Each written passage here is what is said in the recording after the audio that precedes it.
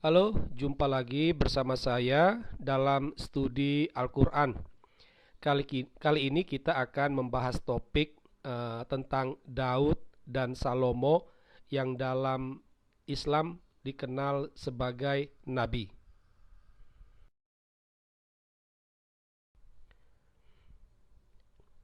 Dalam salah satu video kami, di sana dijelaskan kenapa orang Kristen menolak kenabian Muhammad. Kenapa umat Kristiani tidak mengakui Muhammad sebagai nabi. Ada banyak penjelasan di sana. Namun yang menarik adalah ada banyak wahyu Allah yang menyerempet isi Alkitab, namun sayangnya warta Al-Quran itu tidak sejalan, tidak sesuai dengan isi Alkitab. Nah, inilah menjadi salah satu alasan kenapa orang Kristen menolak Muhammad sebagai nabi. Ada banyak warta Al-Quran yang tidak sejalan dengan Alkitab. Misalnya, kisah Adam dan Hawa, ya. Ada banyak hal di sana. Salah satu contohnya saja dikatakan bahwa Adam dan Hawa ini dia berada di surga, sementara dalam Alkitab dia ada di bumi, ya. Ini sudah berbeda, ya. Hal yang lain adalah kisah tentang Musa. Dalam Al-Quran itu tidak ada kisah Paskah, padahal itu merupakan suatu hal yang penting bagi orang Yahudi maupun juga orang Kristen. Nah, tetapi Al-Quran tidak memuat kisah itu. Ada begitu banyak kisah tentang Musa, tetapi tidak ada satupun bercerita tentang Paskah. Ada tentang kisah Nuh juga berbeda, ya. Selain itu juga, dan ini menjadi topik kita, adalah gelar Daud dan Salomo.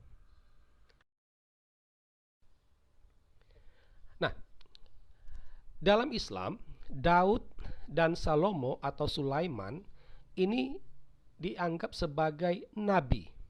Padahal Alkitab tidak menganggapnya sebagai nabi tetapi sebagai raja.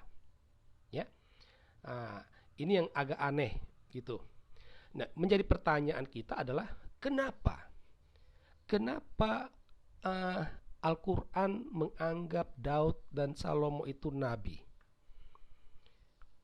Ya, kita melihat sepertinya uh, setiap tokoh kitab suci itu dianggap sebagai nabi. Ya, itu kesannya saja ya. Bisa saja tidak benar. Ya, ada kesannya setiap tokoh kitab suci itu adalah nabi.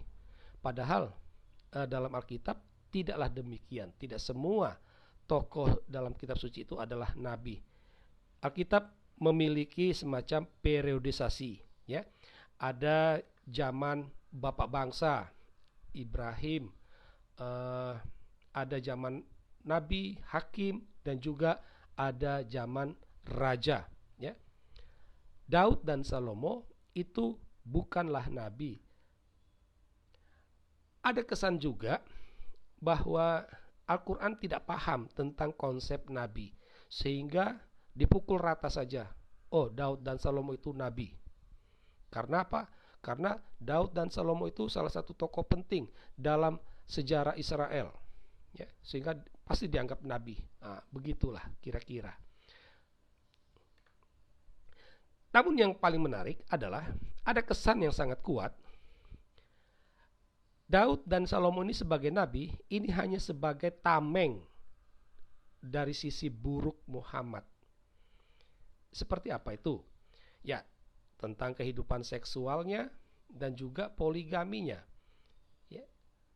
Sehingga ketika ada menyinggung kehidupan seksualnya, ya orang mengatakan, oh, Daud juga dia bersetubuh dengan Batseba, istri dari prajuritnya Uria. Ya.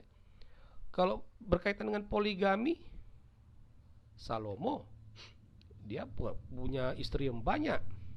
Jadi ada kesan gelar nabi udah pada Daud dan Salomo ini hanya sebagai tameng dari sisi buruk Muhammad. Nah, dari sini kita dapat ambil satu kesimpulan, ya, bahwa tampak jelas bahwa Al-Quran menganggap Daud dan Salomo itu sebagai nabi itu hanya sebagai tameng untuk menutupi sisi buruk Muhammad, sisi negatifnya. Maka ketika ada kritik kehidupan seksual Muhammad, orang dengan mudah akan berkata Daud juga berbuat begitu, ya. Jadi begitu. Atau ketika ada kritik kehidupan poligami Muhammad, orang akan mengatakan Salomo juga berbuat begitu. Salomo dia punya 700 istri, Muhammad baru 20-an. Ini masih kalah jauh. Model seperti itu, ya. Islam lupa bahwa orang Kristen tidak menganggap Daud dan Salomo itu sebagai nabi, tetapi sebagai raja. Dan sebagai raja, ya dapat dimaklumi. Dia melakukan itu karena ada kekuasaannya. Dia menyalahgunakan kekuasaannya. Bukan lantas berarti itu baik. Itu tidak baik, itu buruk. Gitu loh. Lebih parah lagi kalau itu dilakukan oleh Muhammad yang adalah seorang nabi.